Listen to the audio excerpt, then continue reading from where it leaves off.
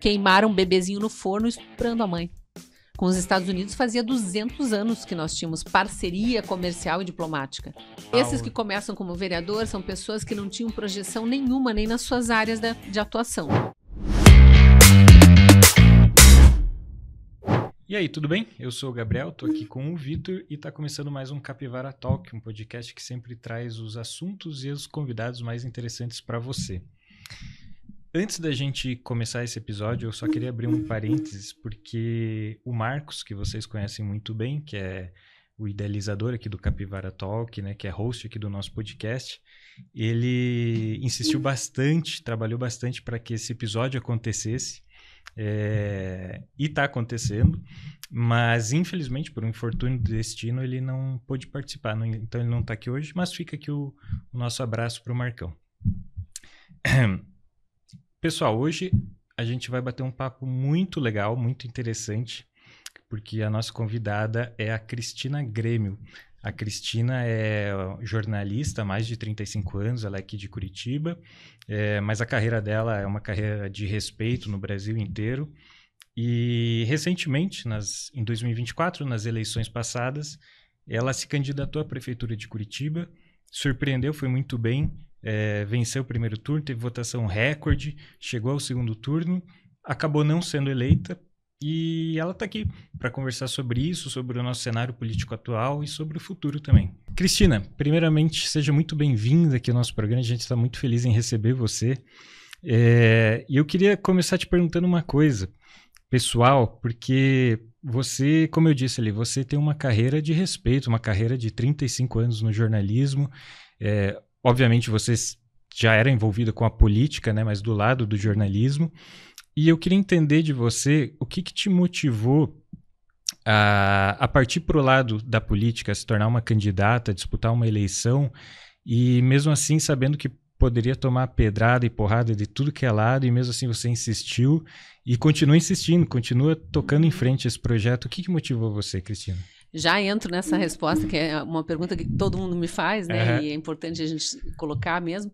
Boa noite, obrigada pelo convite, um beijo, um abraço aqui para o Marcos também, que batalhou para fazer com que a agenda permitisse eu estar aqui.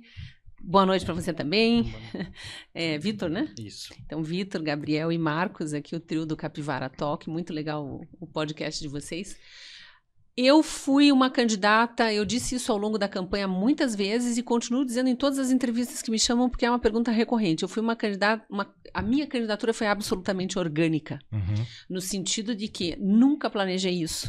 Não tinha nenhuma pretensão política, inclusive nos programas de jornalismo, quando surgia lá no chat dos programas, deputada, vem, corre para o Senado, governo. Fica essa discussão ali paralela no chat dos programas, porque nos vem discutindo política, entendem que a gente sabe o funcionamento da máquina, como é que é, e está ali apontando os erros, né? Jornalista existe para isso, para ficar cobrando também que as coisas funcionem. Então, eu entendi essa demanda do público, mas eu não tinha essa pretensão. Em 2023, no ano pré-eleitoral, para essa eleição municipal que passou, aqui em Curitiba especificamente, começaram a surgir nomes daqueles que pretendiam se lançar candidatos a prefeito e começou a ter uma indignação grande entre os conservadores de Curitiba, que são a maioria da população. Por quê? Porque eram aqueles velhos nomes conhecidos, quase sempre ligados ou ao lulismo, que é absolutamente rejeitado, pelo menos aqui em Curitiba, que viveu a Lava Jato muito intensamente, ou ligados àquele padrão toma lá da cá, aquele que hoje a gente chama no jornalismo de centrão fisiológico. Aquele político que a gente não sabe exatamente o que ele defende, muito menos o que ele pensa acerca dos grandes temas de Brasil, mas também de administração pública, e que de repente ele está de um lado que é completamente diferente do que a gente imaginava que ele seguiria, mas daqui a pouco ele está do lado de cá, então ele vai conforme a conveniência. E os nomes que surgiam eram associados a esse tipo de político.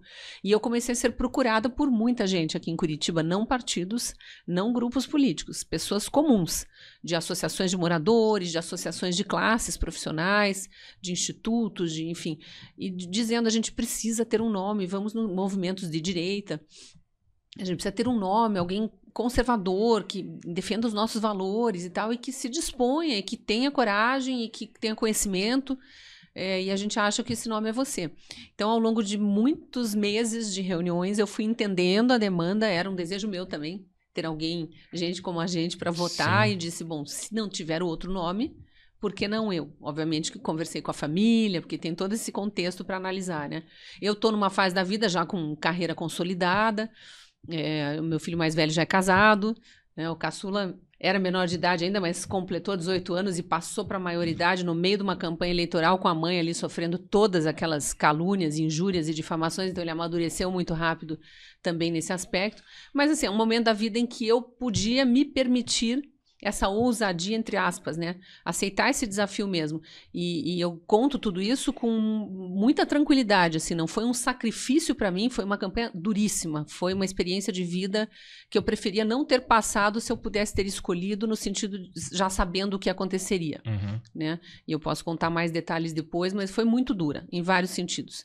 Não só por estar sozinha, sem apoio financeiro, sem apoio político, sem tempo de TV, sem a imprensa, que é a minha carreira, me chamar para entrevistas, sendo vetada em debates, difamada, caluniada, abuso de poder político e econômico, muitos grupos políticos com muito dinheiro público. A campanha que tinha mais dinheiro nem foi a que passou para o segundo turno, né? Tem partidos com mais dinheiro ainda. Então, eram milhões de reais sendo despejados nas campanhas, assim, tudo muito absurdo. Então, nesse sentido, eu preferia não ter vivido, mas foi uma experiência de vida e inclusive de carreira, porque para o jornalista ter estado dentro de uma campanha, você conhecer os bastidores de uma campanha, saber o que acontece, é uma quantidade de informação que eu jamais teria, não tive nos 35 anos de carreira.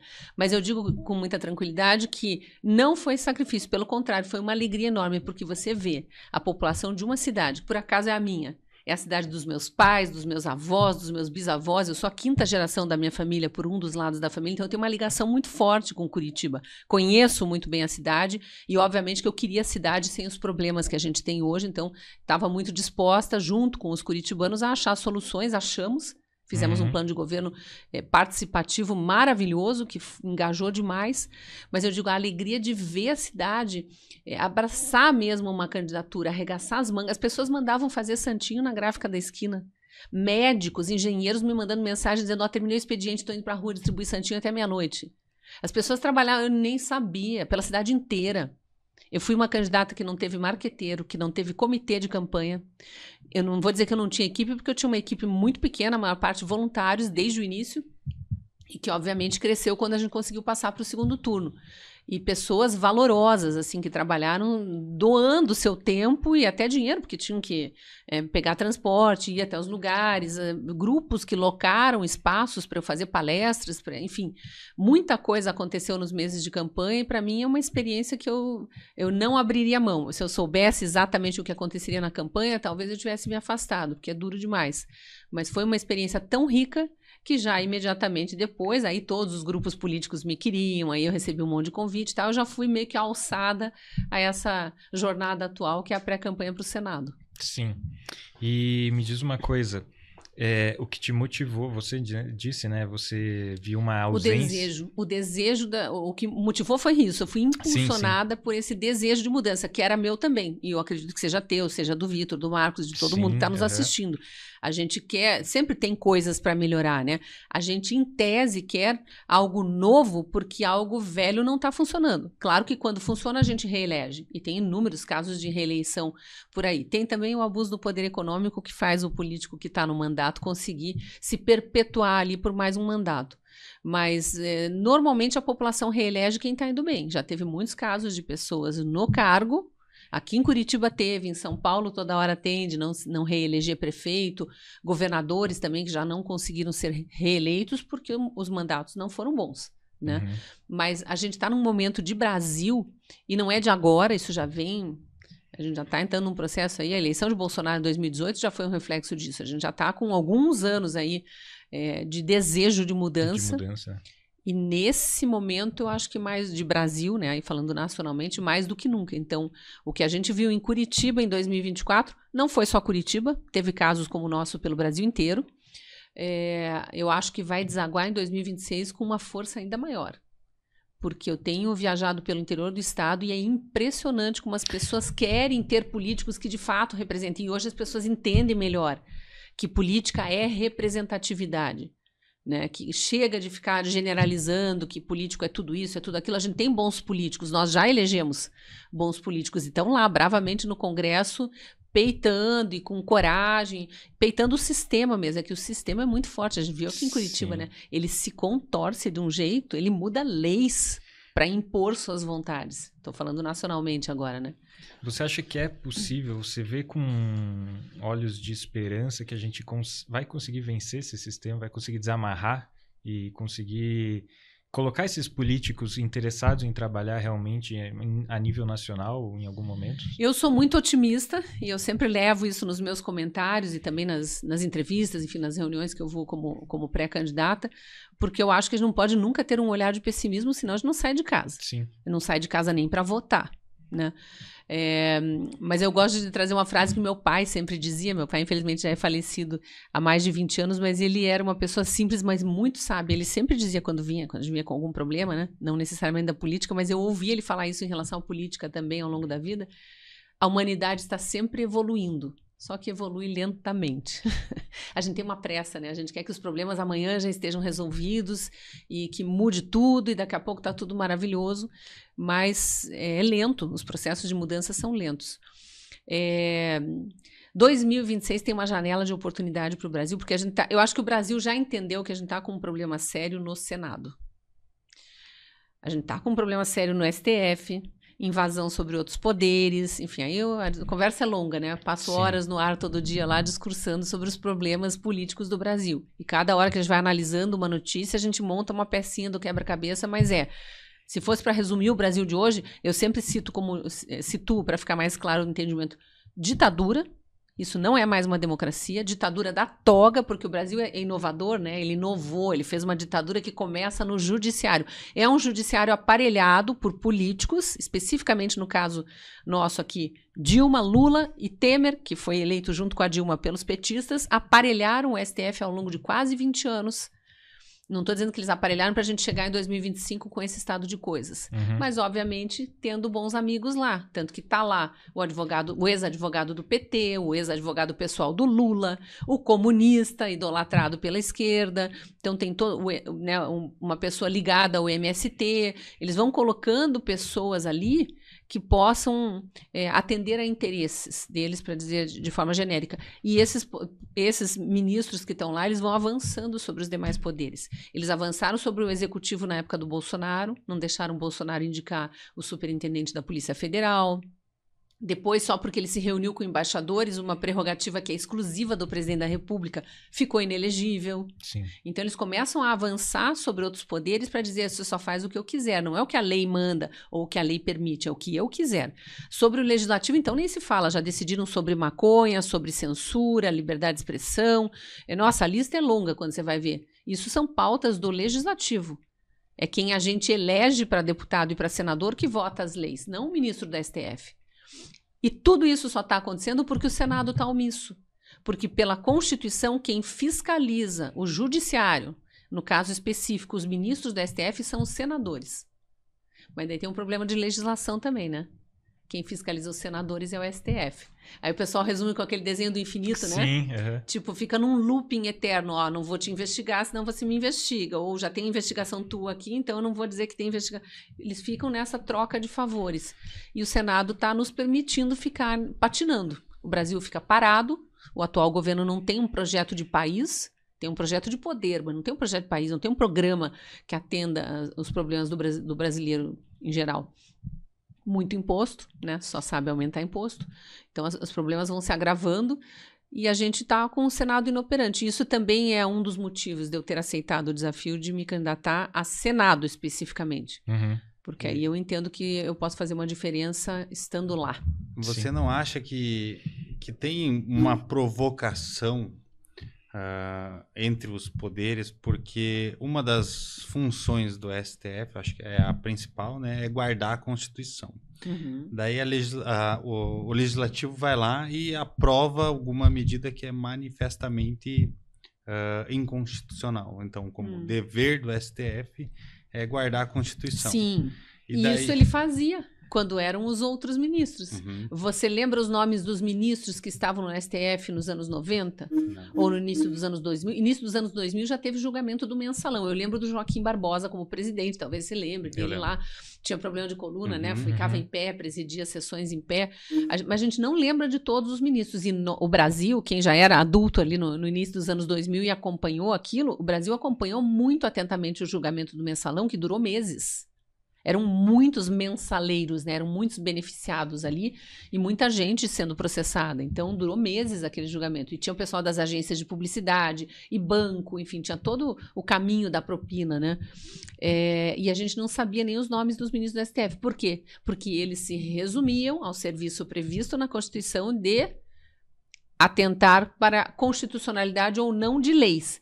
E no caso do mensalão que eu citei aqui, que é a outra função grande dos ministros do STF, é julgar quem tem foro privilegiado. Esses são julgados direto no STF. Tem mais de 50 mil pessoas no Brasil com foro privilegiado. Prefeitos, secretários estaduais, secretários municipais, governadores, secretários estaduais, todos os deputados, assembleias legislativas do Brasil inteiro. Eu acho que as câmaras de vereador, inclusive, Câmara Federal, Senado, todo mundo tem foro privilegiado, tanto que está uma discussão lá agora para acabar. O Senado já aprovou de acabar com o foro privilegiado e falta a Câmara aprovar. Está há 8 anos engavetado na Câmara. Por que o foro privilegiado tem que acabar? Para tirar incumbências do STF. Daí eles ficam só responsáveis por analisar a constitucionalidade das leis. Mas como é que eles começaram a avançar sobre os outros poderes? Quando a esquerda começou a perder todas as votações no Congresso, 100% das votações, ainda no governo Bolsonaro, e insatisfeita, porque não conseguia fazer passar as pautas que eles queriam, corria para o STF, que é todo ativista político atualmente, e dizia, por favor, vocês podem analisar a constitucionalidade dessa lei, que o pessoal do Bolsonaro aprovou? Aí lá eles diziam que era inconstitucional, coisas que não são inconstitucionais. Aí quando eles diziam que era inconstitucional, eles davam vitória para quem? Para PSOL, para PCdoB, para o PT, que tinham perdido a votação no Congresso. Eles começaram a avançar sobre o legislativo. E nessa eles vão votar a questão da maconha, do aborto, coisas que já tinham... o Marco Civil da Internet, que já tinham sido aprovadas no Congresso, com todas as discussões. Não tinha nada de inconstitucional, passou pela CCJ, que é a Comissão de Constituição e Justiça, teve todas as análises jurídicas que podiam ser feitas. Havia questionamentos no STF que tinham sido vetados, não, isso aí é do Legislativo, e de repente eles resolvem, não, agora nós vamos decidir sobre isso. Eles não decidem nada, eles não mudam artigo de lei, como fizeram com o Marco Civil da Internet. Eles não podem definir quantos gramas de maconha serve para prender ou não. É o legislador que define isso. Então, eles estão avançando sobre as prerrogativas de outros poderes. E não é porque as leis são inconstitucionais, é porque eles querem.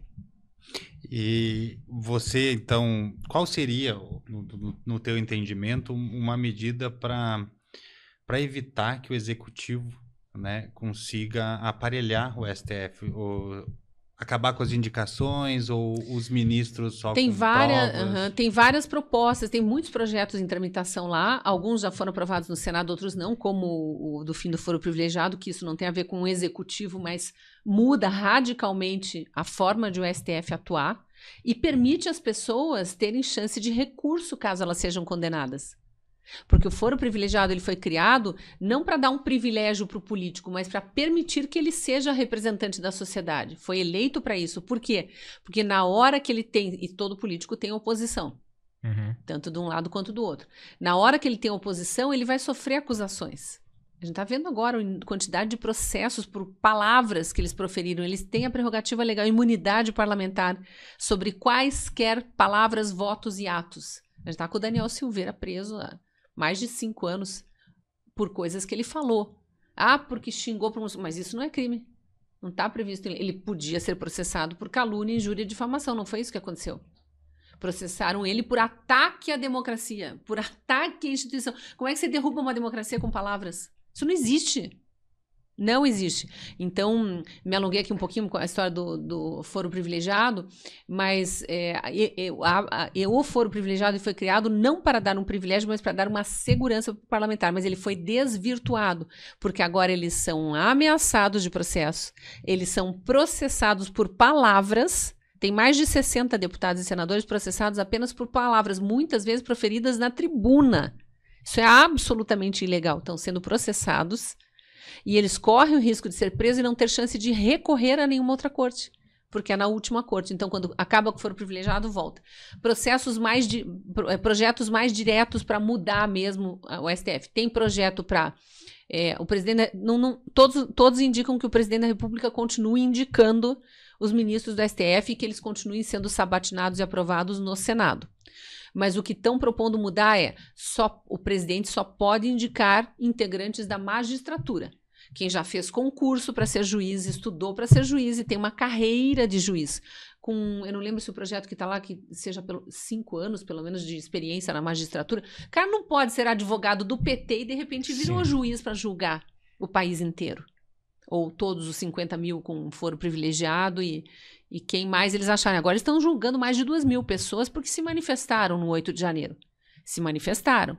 Não está provado que 2.000 pessoas promoveram quebradeira lá. E mesmo que tivessem promovido quebradeira, não tem foro privilegiado, tinham que estar sendo julgados num juiz de primeira instância, para poderem recorrer a mais uma instância, caso eles não concordassem com a condenação.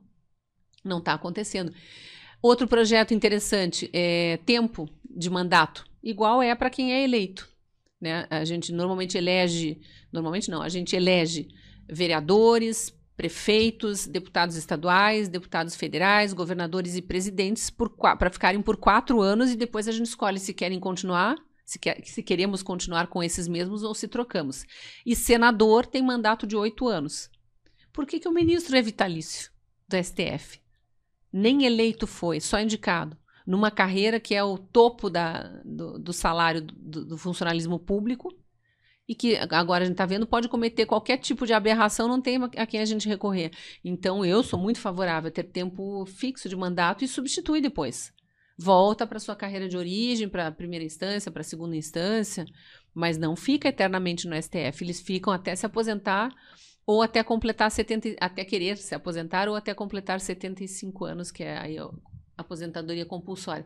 Então, citei só 3 aqui, né? Fim do foro privilegiado, que afeta eles, o tempo de mandato, mandato, na verdade, não é tempo de mandato, é tempo de STF, e a forma de escolha dos ministros. Isso já vai dar uma boa arejada, mas são projetos que não caminham lá dentro com esse corpo de senadores que está lá.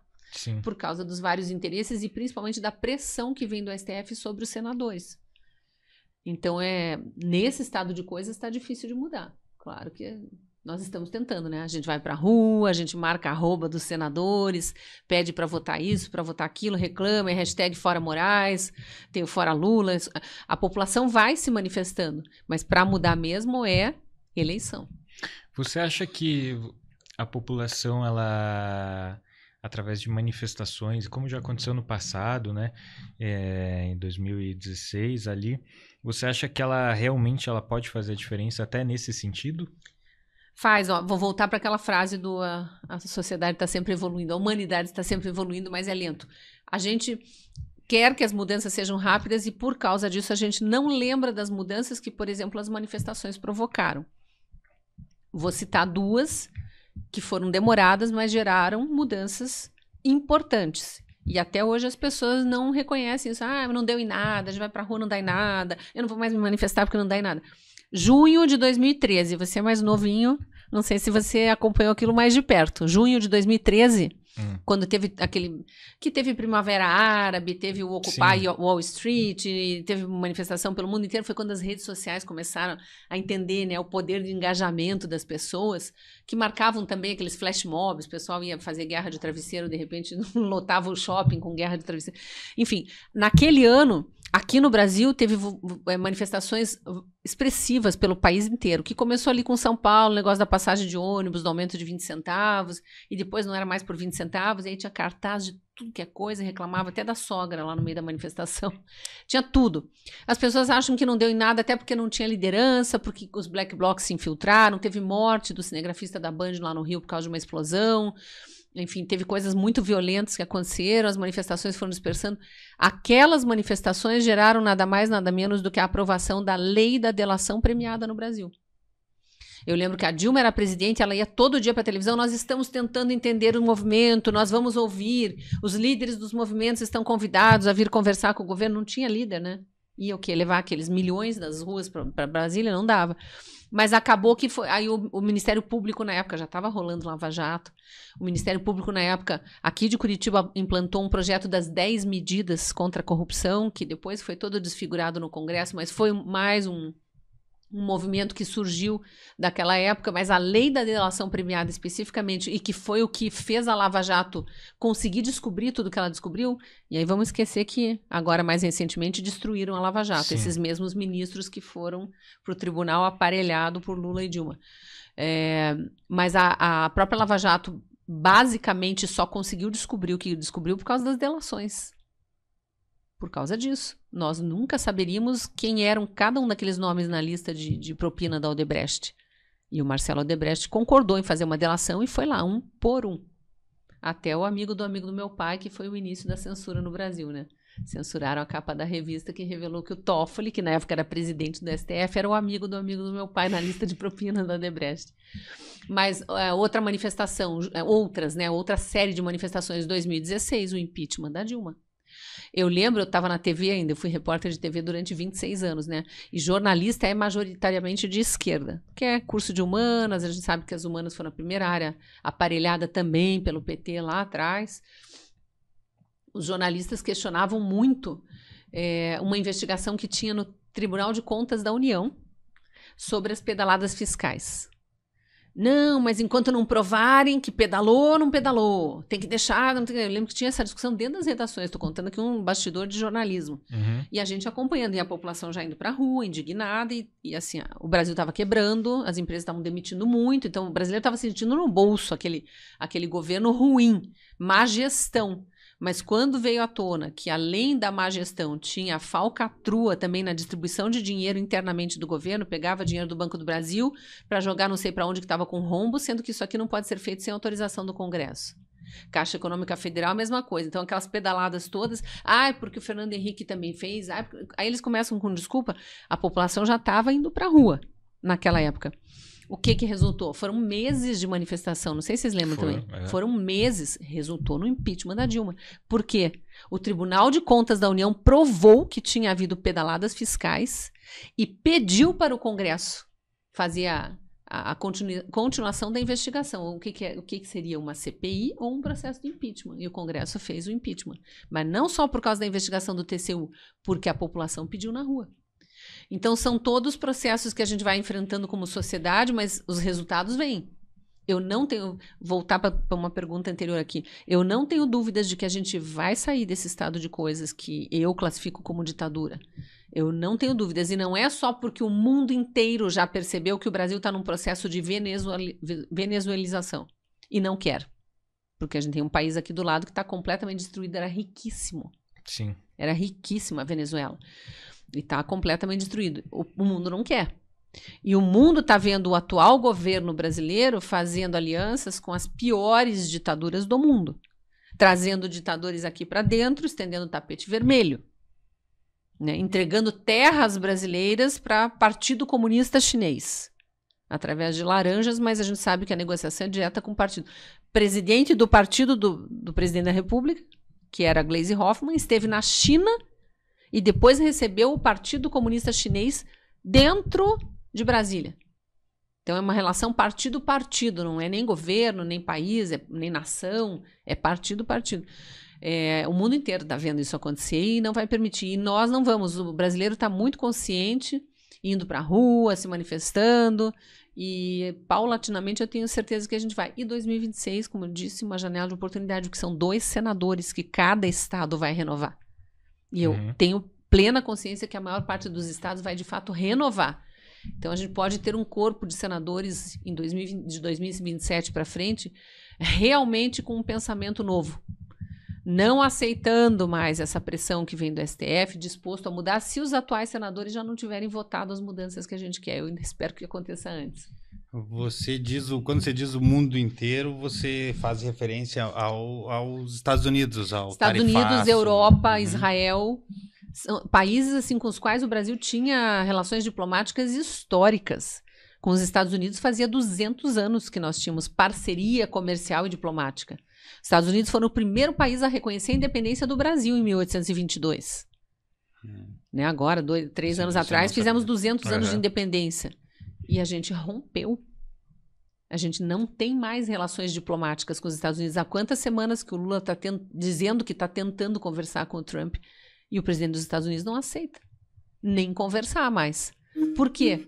Porque ele recebeu aqui com tapete vermelho o Maduro, que é procurado no mundo inteiro por narcotráfico, por tráfico internacional de drogas e de armas dentro dos Estados Unidos, inclusive. Aumentou até a recompensa recentemente para quem der informações sobre o Maduro, caso ele saia da Venezuela, né? Porque lá dentro a gente sabe que ele está... ele rompeu não só a diplomacia com Israel, que é um parceiro de longa data, e o Brasil tem uma comunidade judaica gigantesca, e o Brasil tem esse histórico de acolher imigrantes, de acolher povos vindos de guerra, de perseguição, do que for, de fome. Mas o Brasil, recentemente, retirou a assinatura do reconhecimento do Holocausto. Isso é absurdo. Lula e o PT acham que o Holocausto não existe. Bom, eles estão enaltecendo o Hamas. Eu estive em Israel para uma cobertura de guerra no fim de 2023. 2 meses depois da invasão do território israelense pelos terroristas, as atrocidades, não tem nem coragem de repetir as atrocidades que eu soube que eles cometeram lá. Mas assim, para dizer o mínimo, queimaram um bebezinho no forno estuprando a mãe. Arrastaram meninas depois de estuprar ensanguentadas, sem roupa, para esfolar a pele dela no caminho. Então assim, enaltecer o Hamas. Porque Gaza, porque tem criança passando fome, é porque isso, porque aquilo... Israel está dentro de Gaza tentando retirar do cativeiro as 53 pessoas que continuam lá até hoje. Vai completar 2 anos daqui a pouco. Nós estamos em agosto, né? Em outubro, 7 de outubro, completa 2 anos. Pessoas em cativeiros, em túneis. E eles divulgando vídeos até hoje do estado dessas pessoas, assim, cadavéricas, estão esqueléticas, sem ver a luz do sol, sem alimento, passando fome, passando todo tipo de terror. Então, enfim, o que o Brasil fez em relação ao resto do mundo, então não é só Estados Unidos. Europa, Israel. Eu vi um vídeo ontem, eu acho, do Trump falando para a comunidade árabe e que citava, inclusive, o Brasil. E os árabes todos calados ouvindo e dizendo: o mundo precisa se unir contra o terror. Não é possível que países... Ele não cita nenhum, né? Mas era para aqueles representantes lá dos países árabes.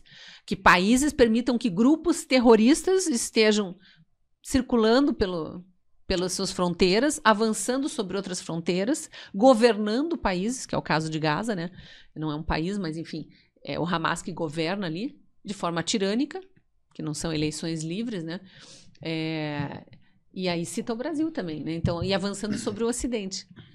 Sim, mas eu não, longe de defender, né, o posicionamento dos outros, mas você disse que o Israel está dentro de Gaza atrás dos 53 reféns, né? Eram 258 no início, né? Sim, mas salvo engano já passaram de mais de 50 mil pessoas mortas, né? Eu acho que na última semana foram 10... Primeiro, os números divulgados não são confirmados pela comunidade internacional. E ali a gente tem organismos internacionais que, sim, estão lá como observadores. Não é a farsa que a gente vê acontecer aqui no Brasil nas vésperas de eleição para dizer que as urnas eletrônicas são maravilhosas e o nosso sistema é transparente. Né? Lá são organismos internacionais, sempre que tem uma guerra, averiguando aqueles números, porque a Rússia também não divulga números corretos em relação à guerra da Ucrânia, que já dura 3 anos. Né? Então, esse é o primeiro ponto. Segundo ponto, quem divulga os números é o governo de Gaza, que é o Hamas, que foi quem invadiu Israel para cometer todas aquelas atrocidades. Eles sequestraram 258, mas eles mataram 1.000 e tantas pessoas naquele dia. Eles destruíram famílias inteiras. Os kibbutzim são como se fossem condomínios de idosos. E era um dia religioso, um feriado religioso, em que esses idosos que moram nessas comunidades estavam recebendo suas famílias. Por isso que tem bebezinho queimado dentro do forno. Tinha netinho visitando o avô. Por isso que tem mãe de bebezinho estuprada, porque tinha as filhas visitando os pais. E eles depois aniquilaram esses velhinhos com um tiro na nuca. Às vezes, criança de 3 anos vendo o avô ser morto com um tiro na nuca. Aquela criança entra em estado de choque, é separada dos pais e é levada para Gaza. Que tinha uma criança sequestrada. Então, terrorismo. Terror. Tá? Vou te citar uma notícia. Eu tenho 2 para citar, mas uma notícia que é mais antiga, outra mais recente. Você lembra quando começou a guerra? Porque aí foi uma guerra. Israel invadiu o território de Gaza? Sim, invadiu. Estava com 258 cidadãos que foram retirados de seu país. Israel não tinha invadido. Israel teve o seu território invadido, pessoas mortas, centenas de pessoas mortas, jovens num festival de música, idosos dentro de casa, e várias sequestradas. O exército de Israel vai atrás desses cativeiros para salvar essas pessoas sequestradas. Porque óbvio que o povo israelense estava pedindo isso também. Você lembra quando eles disseram... As forças de defesa de Israel, eles são tão cuidadosos que eles chamam o exército deles de Forças de Defesa de Israel, FDI. Né? Você lembra quando divulgaram que eles tinham atingido um hospital e matado 500 crianças? O Lula disse isso. Era início dizendo 500 crianças. Primeiro, um míssil de Israel caiu num estacionamento de um hospital, porque eles tinham a informação de uma van que estava produzindo, ou estava com armamentos, ou produzindo alguma bomba. Eles tinham alguma informação e eles mandaram um míssil especificamente nesse lugar. E destruiu carros. Não teve comprovação de nenhuma morte naquele episódio, mas divulgaram aqui para o Ocidente inteiro. Já tinha passeata de petista na rua, nas universidades americanas, porque mataram 500 criancinhas. Não teve nenhuma morte. Não teve nenhuma sala do hospital atingido. Teve nada. Então, as mentiras que são contadas precisam ser reveladas também. Quem informa as mentiras, nessa época, tinha sido o Ministério da Saúde do Hamas. Como é que você vai acreditar no Ministério da Saúde do Hamas? Ah, pode ter número escondido do lado de Israel? Pode. Então, vamos ver o que os organismos internacionais falam. Foram os organismos internacionais que revelaram a farsa do hospital baleado. A segunda notícia mais recente circulou e viralizou nas redes sociais. Uma criancinha magrinha, passando fome. A mãe super saudável. Do lado tinha uma outra criancinha super saudável. Ninguém questionou. Que criança é essa que está morrendo de fome, mas a mãe se alimenta e o irmãozinho se alimenta? Foram ver, é uma criança, e isso foi divulgado também pela imprensa internacional, que normalmente é pró-Hamas, não é pró-Israel. É uma criança com um problema, uma doença rara, com um problema de raquitismo, e que Israel, inclusive, tratava dentro de seu território e que mandou para um tratamento mais avançado na Itália. A família inteira está na Itália. A criança está sendo tratada, mas pegaram uma foto dessa criança, não posso afirmar que foi o Hamas que divulgou, mas alguém divulgou, e viralizou como Israel está matando criancinhas de fome. A terceira informação importante que a gente precisa dizer em relação a esse caso específico é que o Hamas, aliás, todos os grupos terroristas, eles têm por tática de guerra colocar crianças e mulheres como escudo humano. Então, eles vão avançando sobre o território que eles querem invadir ou vão se defendendo do território deles quando está invadindo, colocando esses escudos humanos na frente. Israel não só para de agir isso, eu vi lá, porque a gente teve palestras dentro da FDI com representantes das Forças de Defesa de Israel para a América Latina, porque eles têm esses que falam português, que falam espanhol, palestra para a gente entender como é que funciona, vídeos mostrando, inclusive, bem atuais na época. Eles tinham acabado de começar a guerra, né? Ou de começar a represália, a guerra que foi começada pelo Hamas. Eles não avançam, eles sabem que o cativeiro é aí onde você está sentado e que ele é o refém, mas eles não avançam se aqui na frente tiver uma mulher e uma criança. Eles não avançam. Então, eles começam um processo de negociação, mas eles também não recuam. Eles começam um processo de negociação e aí, então, não vão permitir que a gente chegue a esse local e salve o nosso cidadão que está sequestrado por causa do governo, entre aspas, de vocês, do terror que vocês implantaram no nosso país. Então, nós vamos dar ordens para todas as nossas fronteiras aqui não deixar passar caminhão com comida para Gaza. Como Gaza não produz nada, depende tudo da comunidade internacional. Né? Então, assim, eles provocam, mas é para negociar. Sim, sim. Não estou dizendo que está certo ou está errado, mas é a forma como eles fazem. E ali começa uma negociação e daqui a pouco esse refém aqui é liberado. Isso aconteceu inúmeras vezes. Não tem... Agora, não estou dizendo que não tem mortos. Teve mísseis que caíram lá, tem, óbvio. Mas por que tem civis mortos? Porque o Hamas usa os civis de escudo humano. As forças de defesa de Israel, inclusive, avisam aonde que eles vão fazer as operações. E dão um prazo lá de 5 horas, 8 horas, não sei exatamente quanto que é, para esvaziarem. Eles não evacuam. Eles deixam a população lá. Então, o Hamas provoca as mortes da própria população. Da própria população. Então, precisa ter essas informações também para você ver. Sim. Eu não estou defendendo a guerra nem nada disso, mas eu defendo o direito de Israel em buscar seus cidadãos sequestrados lá dentro. E se defender, né? Óbvio. E é esse que é o problema, né? Transformar o terrorismo em política, sendo que não é, né? Não é como você falou, não é um governo, é puro terrorismo em estado puro. Outra coisa que não divulgam, dentro de Jerusalém, por exemplo, tem bairros inteiros árabes. Os árabes são eleitores em Israel e elegem seus representantes. Tem deputado no parlamento israelense, árabe. Os palestinos de Gaza fazem tratamento de saúde em Israel. Eles não têm nenhum hospital especializado em câncer, por exemplo, e tem tratamento para palestino, né, que sofre de câncer. Eles iam diariamente. Tinha muitos palestinos que trabalhavam dentro dos kibbutz. Eles têm emprego em Israel. O contrário não existe. Quem que provoca guerra? Quem que provoca ódio? Quem que é intolerante? Quem recebe seus vizinhos, ainda que tenha outra religião, outra cultura e tal, dentro do seu território, dá emprego, dá atendimento à saúde, deixa ele, quem está morando aqui, deixa ser cidadão, tem visto permanente, pode votar, tem título de eleitor, elege os representantes? Ou quem não deixa nem você passar a fronteira e ainda invade a tua e mata teus cidadãos? Sim. Cristina, voltando aqui para o Brasil, a gente deu uma viajada agora. Demos uma viajada, mas o mundo está muito virado do avesso, né?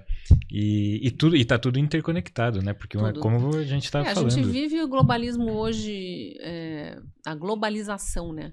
A gente vive essa realidade da globalização e o globalismo está avançando, que é esse interesse de pequenos grupos governarem o mundo, né? E tem gente que acha lindo isso, ter um governo global. Né? O sul global, né? Tem uns discursos, umas narrativas aí que se repetem. Mas falando de você um pouquinho, Cristina, o que você, né, que entrou na política no passado, e o que mudou para você nesse ano, nessa tua nova jornada, né, agora em direção ao Senado? Como é que tá essa tua agenda, assim? O que mudou mais para você? Duas coisas. Uma é na rotina, né? Porque a rotina do jornalista já é bastante pesada, é uma coisa de 24 horas, mesmo que eu não estivesse trabalhando, eu tô atenta às notícias, né? Isso acontece. O jornalista tá na mesa do bar, vê alguma coisa acontecendo, isso aí já dá matéria, pega o contato, passa para quem tá na redação. Tem algumas profissões que se desligam depois das 6 da tarde ou das 9 da noite, enfim, a hora que termina ali o trabalho, e o jornalista dificilmente desliga. Mas eu tive que depois, no pós, eu não pude trabalhar como jornalista no ano passado, praticamente o ano todo, por força de lei eleitoral, que impede jornalistas de continuarem no seu trabalho, porque é injusto com os outros candidatos você ter mais espaço que eles, mas eu não tinha espaço nenhum na política, os outros todos tinham, e detalhe, tinha 2 deputados federais na disputa, tinha 2 deputados estaduais, tinha o vice-prefeito, tinha ex-governador, ex-senador, todos com estruturas de gabinetes, eu não tinha ninguém. E esses todos pagos com dinheiro público. Deveriam estar na Assembleia Legislativa ou na Câmara Federal trabalhando. Estavam todos trabalhando para a campanha do seu patrão ali, né? Sim. E isso é errado, mas não tem quem fiscalize e tal. Enfim, eu ia no segundo turno, já que eu estava em debate, eu ia para o debate e via gente da prefeitura com bandeira na frente e tal. Ah, mas era de noite, fora do expediente. Mas quem garante que não tem hora extra sendo paga? É tudo muito estranho, para dizer o mínimo, a forma como acontece. Mas eu não podia estar no ar porque a lei eleitoral não permite, então eu precisei romper os meus contratos jornalísticos, um deles, que era com a Revista Oeste, por regras de compliance da empresa, assim que eu anunciei que eu seria candidata, então já em janeiro, já perdi esse contrato. Na Gazeta do Povo, eu fiquei até final de abril, em maio eu estava de férias, e aí já me desliguei, porque também por regras de compliance eles tinham estipulado que 6 meses antes da eleição precisaria se desligar. A Marina Helena era colunista da Gazeta também, foi candidata a prefeita em São Paulo, também se desligou da Gazeta do Povo. E na Rádio Auriverde Brasil, que é uma rádio onde eu sou colunista, e era também, eu fiquei até o limite da lei, que era final de junho. Mas eu passei meses sem poder trabalhar como jornalista, sem salário, então não é que eu botei dinheiro meu na campanha, até porque eu não tinha, mas eu tive que me sustentar ali vários meses com economias minhas para me dedicar à cidade. E eu trabalhei muito. No segundo turno teve noite que eu dormi 45 minutos.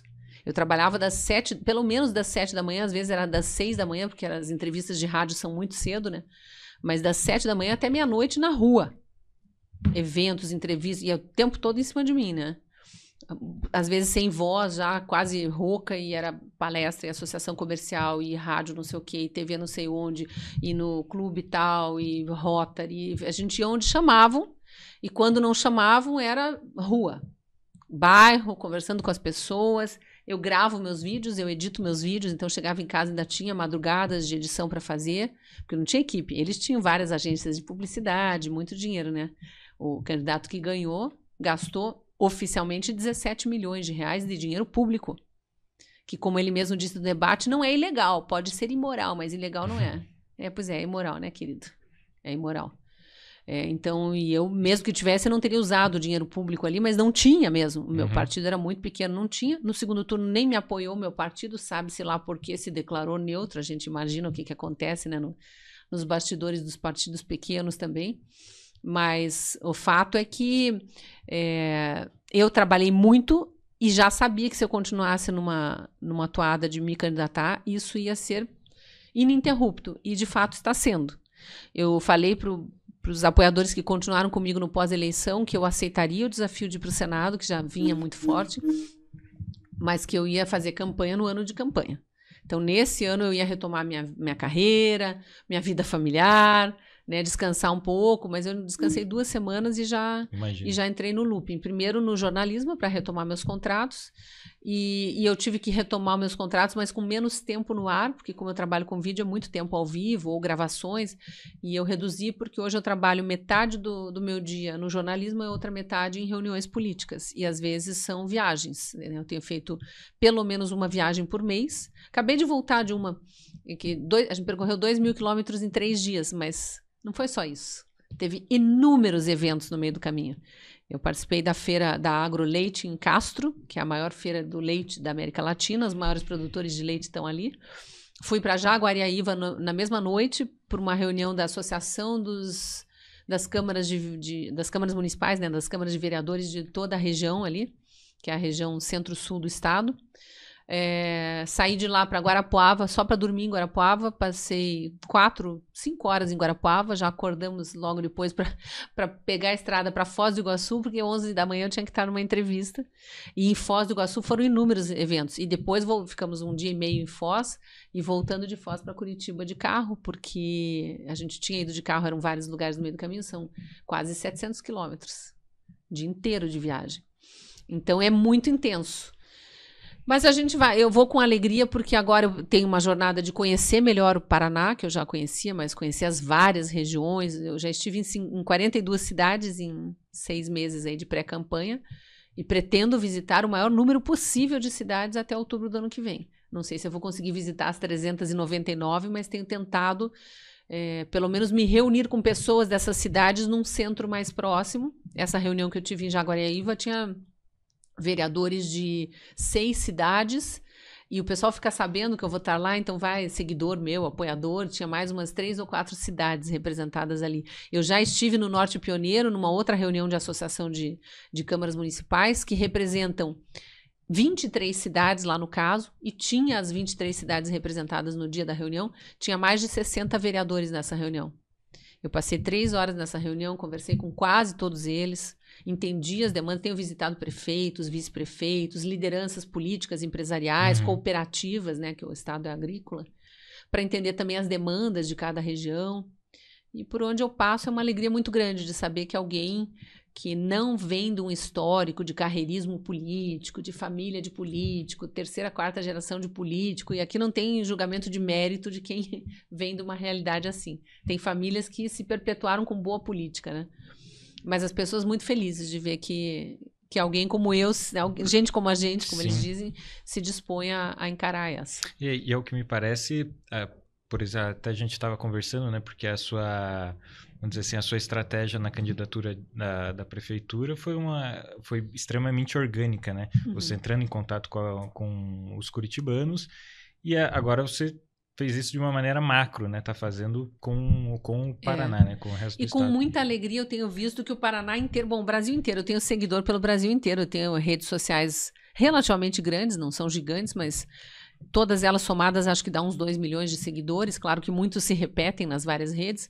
Mas o Brasil inteiro acompanhou, mas especialmente o interior do estado. Eu não tinha essa noção quando eu estava no auge da campanha ali. Para onde eu viajo agora, as pessoas... E acontece aqui em Curitiba também. As pessoas me param no supermercado, na rua, para dizer com alegria: eu votei em você, mas eu consegui mais tantos votos. Na minha casa, no meu trabalho, na minha rua, na minha família.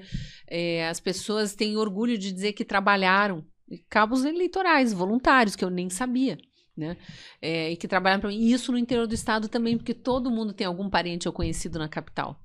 Então eu tenho muito orgulho porque 8 pessoas que eu conheço votaram em você porque eu pedi. Porque eu falei, eu pedi para te seguirem, elas seguiram, gostaram da proposta e vieram com você. Então são pessoas que automaticamente já estão na torcida, para muitos trabalhando, inclusive, para Senado, para me colocar no Senado. Com certeza. E você não fica com receio, assim, de sempre... de ser meio, entre aspas, passada para trás pela própria situação, pelo próprio... O que aconteceu com... Você diz em relação ao partido? Tipo isso. A gente ouve falar tanto, né, dos partidos de aluguel. O Brasil tem mais de 30 partidos políticos. Ninguém pode concorrer sem estar filiado a um partido. Então, a gente fica realmente obrigado a buscar um partido, uma legenda. No ano de 2023, depois que eu entendi a demanda, refleti e aceitei ser candidata, eu comecei a peregrinação pelos partidos. Óbvio que eu fui atrás daqueles que se dizem mais de direita, porque eu sou de direita, óbvio que eu fui buscar esse alinhamento. Não tem partido de direita no Brasil, mas tem esses que se dizem centro-direita, fui atrás. Não me davam legenda, no dia seguinte estavam no colo do PSD, que é o grupo que domina o estado e a prefeitura. Foram todos se aliando lá, eu falei, bom, vou ter que ir para os pequenos. Os pequenos também foram sendo abocanhados. Então, o processo é quase como se fosse assim, uma máquina sugando. É impressionante como eles vão esvaziando e impedindo que você... Agora eu entendi, isso que eu digo, eu acompanho campanhas políticas há 35 anos, mas tem algumas coisas que nem como jornalista a gente sabe. Agora eu entendi por que a gente ouve tantas vezes falar: fulano ia concorrer, mas não concorreu porque não teve legenda. Nenhum partido quis. Porque ou era um candidato que ia exigir mais dinheiro para, né, mais campanha, mais propaganda, mais santinho, mais cabo eleitoral para que se tornasse mais conhecido, porque é menos conhecido. E o partido não queria investir isso. Ou era um candidato que por algum motivo já avaliaram que não tinha muito potencial de conseguir voto. Enfim, eles vão descartando, eles não permitem.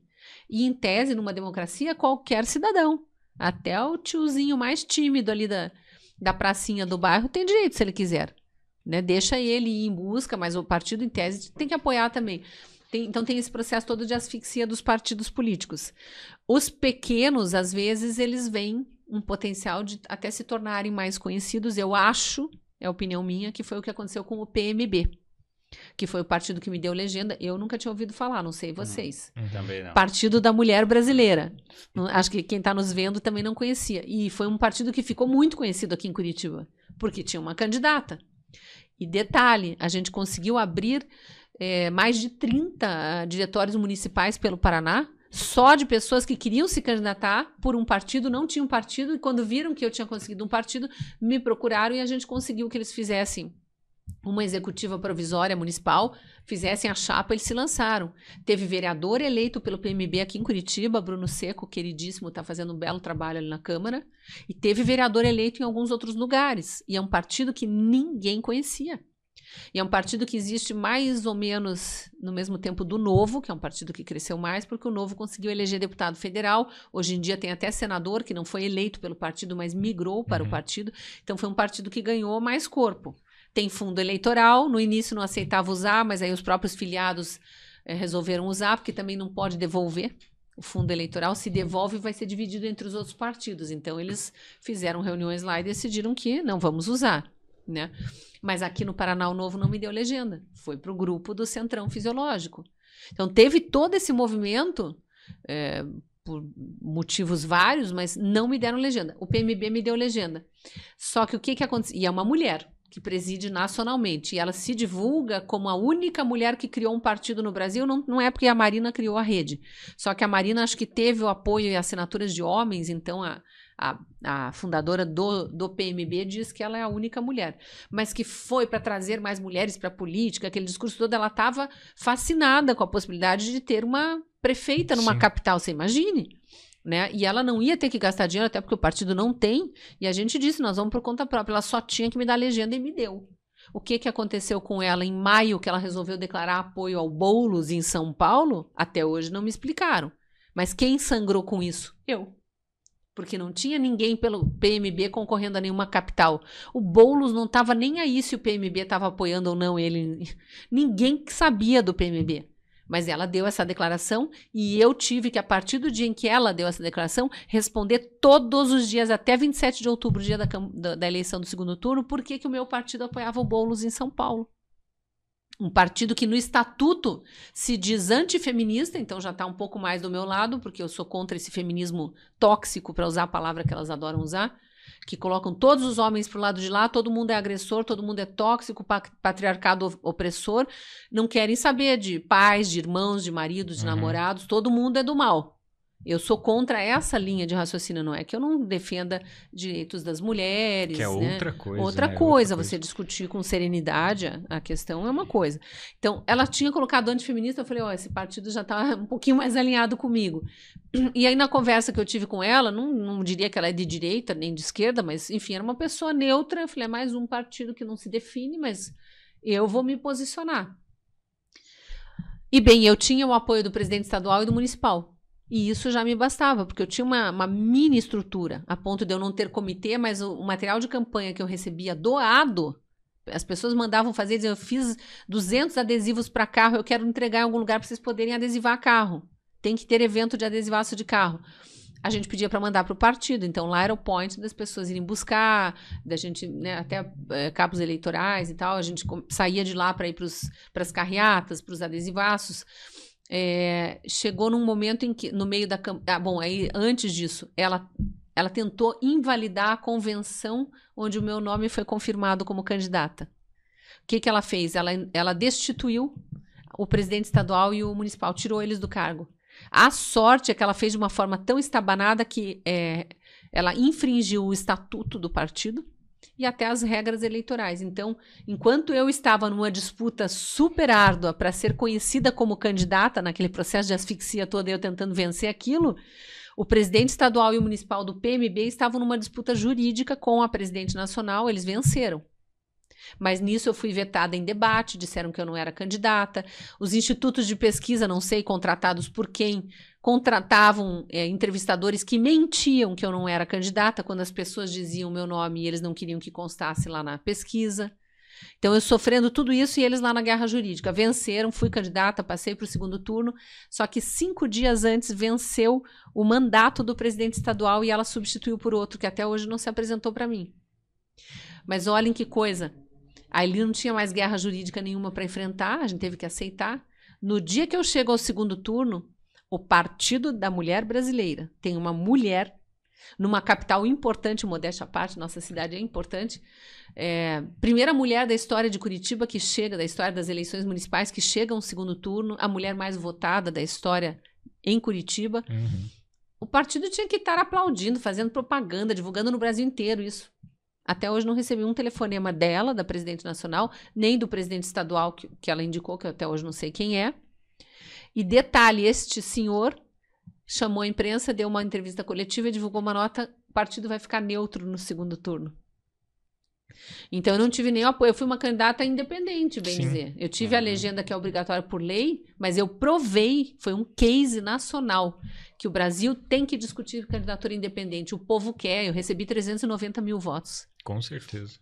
390.254. E tem mais de um senhor que me disse que só não foi votar porque tropeçou na hora que estava chegando no colégio, quebrou a perna, foi de ambulância para o hospital e a maior dor dele disse, não era na perna, era não poder votar. Então, 390.255 eleitores queriam mudança na cidade, né? Mas é muito difícil, aí tem reforma política para fazer, Sim, Senado e um Câmara que longo. Fazem, tem muita coisa para mudar no Brasil, a reforma administrativa. E quando você se lançou à prefeitura, você já imaginava que ia ter esse resultado? Porque geralmente o pessoal começa como vereador, né? Ou depois deputado estadual. É que esses que começam como vereador são pessoas que não tinham projeção nenhuma, nem nas suas áreas de atuação.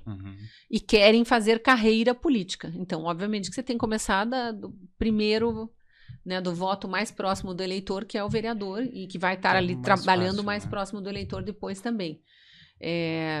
E aqui eu falo sem nenhuma falsa modéstia. Não era o meu caso porque, primeiro, que eu sou uma jornalista de vídeo e isso dá projeção para a imagem. Eu já era relativamente conhecida, não tanto quanto as pessoas imaginam, mas relativamente conhecida.